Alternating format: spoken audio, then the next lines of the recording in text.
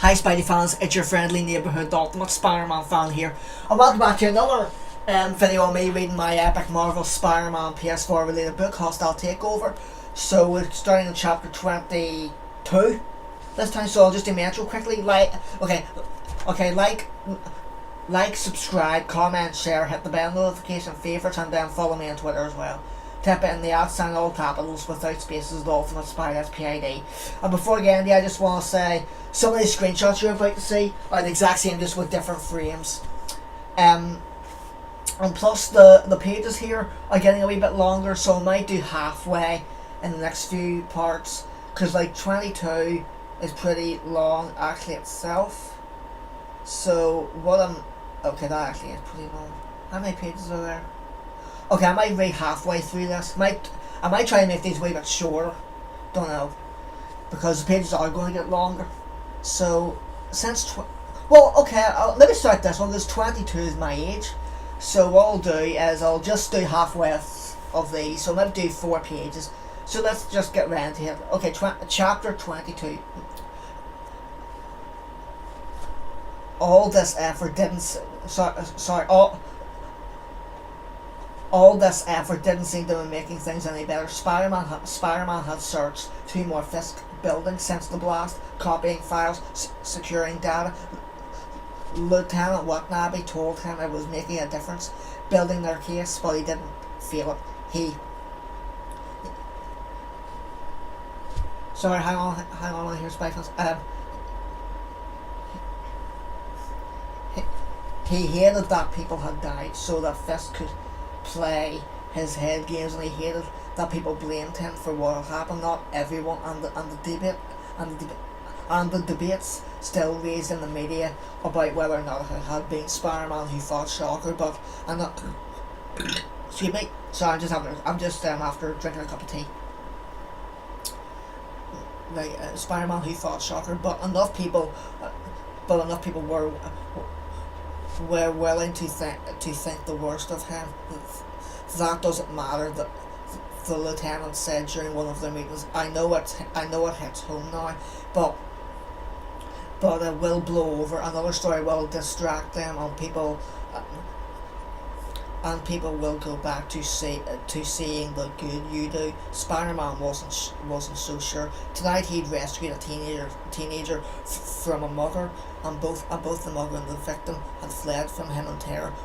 How could he help people if they were afraid of him? For that very reason, he'd been keeping a low profile. Crime victims, accident victims, people trapped in burning buildings. It didn't matter if the walls were coming down around them. They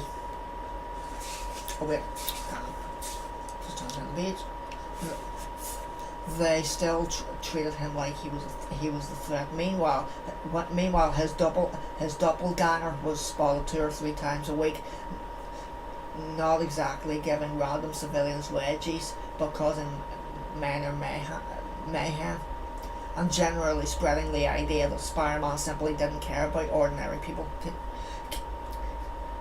Keep your eye on the important things, Watanabe said, but he had 2 eyes. He could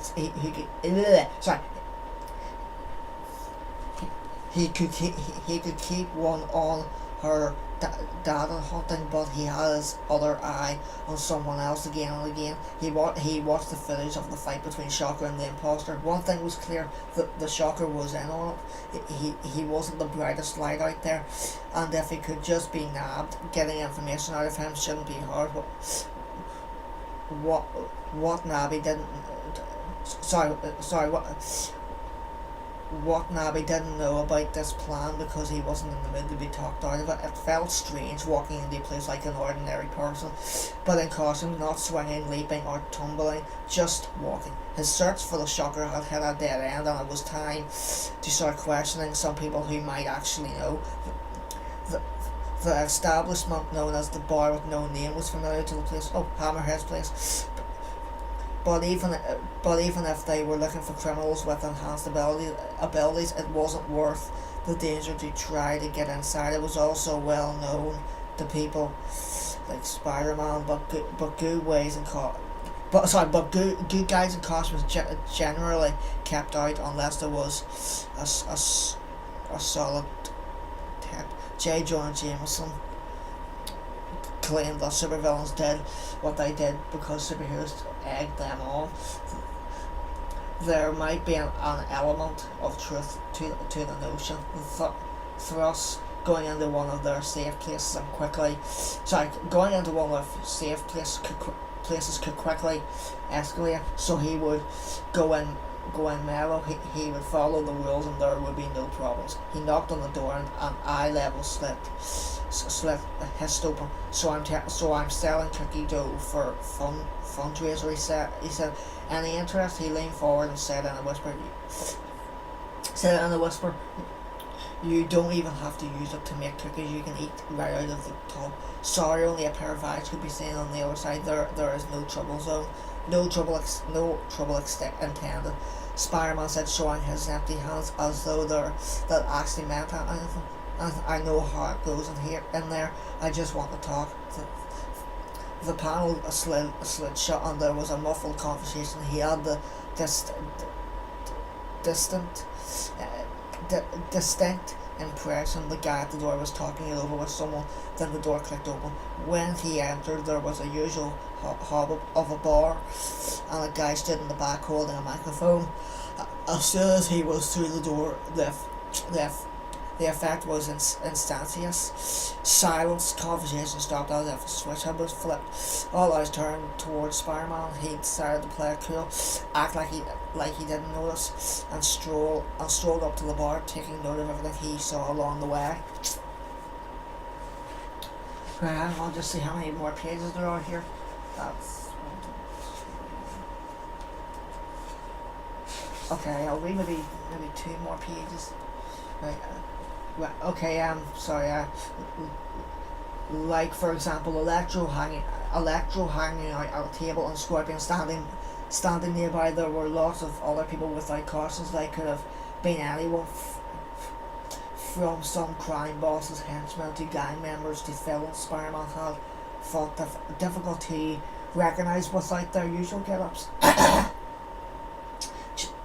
Chill out, villainous people, he announced with the same meaningless, empty hands gesture he used outside. Bar with no name, no fighting, I get it. Spider-Man walked calmly across the room. He reached the bar and smiled at the bartender, though it didn't do much good.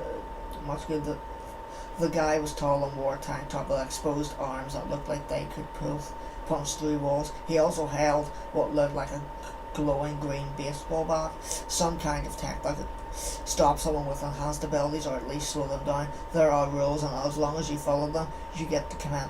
The bartender growled, but it's a bad idea you being here. Why? Have prices gone up? I'm serious, bro. We're all on thin ice. Relax, Spider-Man said. I'm just here for justice and vengeance. Nothing can go wrong. What do you have that's good filtered through a mask? Come on, a semi frankly hairy shirtless guy shouted. Let's get let's get on with it. Oh, that guy, Spider-Man thought. Hey, Gibble. Oh, Martin Blank. Guessing. Martin Blank. Just cool your jets, the bartender told Harry.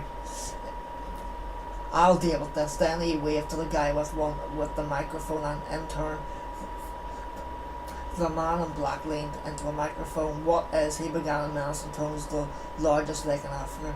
At their tables, people began talking among themselves and scribbling. The noise level went quickly back to normal. It's trivia night. The bartender explained. What do you want? Spider-Man looked around the room.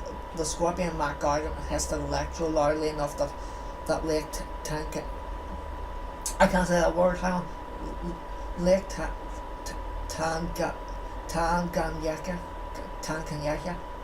could be heard. Electro shut him up. It's not Tanganyika. Spider-Man said to the bartender, I'm looking for a guy who hangs out here, average height, wears a puffy suit, backpack, vibro gauntlets, goes by the name of Shocker. Ring any bells? Does it? Peter forced a fake snicker, jolted any memories before the guy could respond to his witty with either party. A shadow stretched across the bar. Someone was looming behind him, but his spare sense wasn't tingling, so he chose not to react. In his peripheral vision, he could see that the scorpion had come over. No easy task with his giant spiked tail sticking out. Gargan put a massive gloved hand on Spider-Man's shoulder. "You're disturbing game now, Webhead," he said. "I'm going to have to escort you out the back way, whether you like it or not." Then, much more quietly, hang on, just check the pages again. There's still a lot of pages. How many pages have I went through? Right, hang on, I've went through. Okay. Now going on Spidey-Fan. I'm sorry if I'm making this awkward phase. I'm just trying to figure out how many more pages there are. Okay, there's. Okay, I might make. Wait, hang on here. Right, that's one. This is so hard in camera. 1, 2, 3, 4. Well, 3.5. Okay, so I guess I'll read this page and then I'll end it. Right, he leaned in and whispered, "Play along, but don't go too quietly." Still no spider sense, so all signs, however, improbably suggested that the scorpion was sincere. He shrugged. He struggled a bit, but let the big man in the bigger costume shove him forcefully through the bar, past the bathrooms and into a storeroom. Just before the door closed behind him, he turned back to the room and shouted, "It's Lake Victoria! It's Lake Victoria!" He was met with a chorus of boos. So I can't say that C word, so sorry if I said that wrong, Spidey-Fans. Once outside, the scorpion moved him to a safe distance away, then stepped back and folded his arms. "Seriously," he said, "slandering in here like it's an old Private Eye movie. What if Electro and I decided to, I don't know, team up against you, kick your ass?" Most of the time, these guys couldn't agree on time of day, much less have discipline to team up. But he was going to I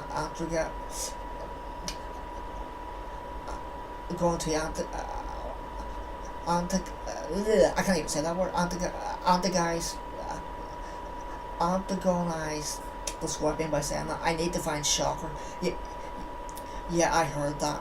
Scorpion said, "I'm not gonna back, and I'm not." No, sorry. Yeah, I heard that. Scorpion said, "And I'm going to help you." "Okay," Spider-Man said cautiously.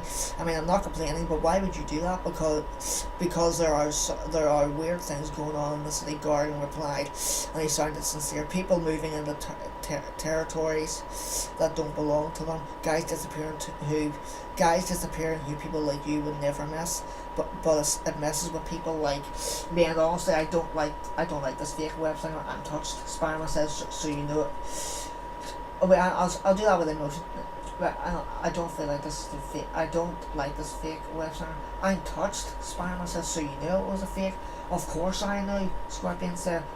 But what do you think? I ain't got eyes? Guy didn't talk or act anything like you. Plus the suit was wrong. Any idiot could tell. The web lines were too close together. I'm not all that comfortable with how much I agree with you right now, so maybe you could tell me where to find Shocker." Scorpion jabbed a thumb towards the far corner of the storeroom, where a man sat slumped on a wooden chair, eating miserably out of a bowl. "He hates traveling night," Gargan said in a quiet voice. "He gets everything wrong." The guy looked like the embodiment of depression. His slouched posture, red and watery eyes, the slack expression on his face as he mechanically spooned something into his mouth. Herman Schultz, Shocker, and out of a suit which seemed like a pretty good deal as far as Spider-Man was concerned. He felt the anger begin to build inside. Here was the guy who had blown up the sandwich place, who had killed all those people, who had killed Annika. Spider-Man wanted to grab him, to drag him out of that bar.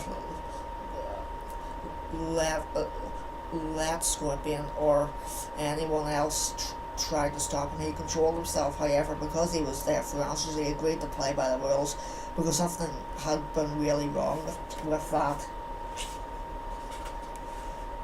operation from the beginning. Okay, Spy fans, I'm just going to end it here. Okay, so I'll probably record the next one after I actually finish here. So yeah. Yeah, that's all it'll be. So once again, I'll just say sorry for taking a wee break there. I just wanted to check to see how many. I'm going to do half the pages in the videos now, but yeah. Other than that, yeah. Hope you enjoyed this. Sorry again for any time I might have mucked up the reading, and yeah. Other than that, hope you enjoyed this, and yeah. I will see all you Spy fans in all of my next epic Spidey videos. It's your friendly neighbourhood Spider Cop. Over and out. Thwip, thwip, thwip.